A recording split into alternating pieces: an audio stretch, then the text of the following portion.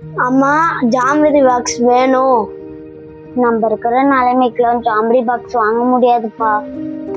அம்மா எனக்கு geometry box வேணும், இல்லைன்னா நான் ஸ்கூலுக்கு போக மாட்டேன். சரிப்பா, நான் ஓனர் அம்மா கிட்ட கேட்டு பார்க்குறேன். அவங்க என்ன சொல்லுவாங்கன்னு பயமா இருக்கு.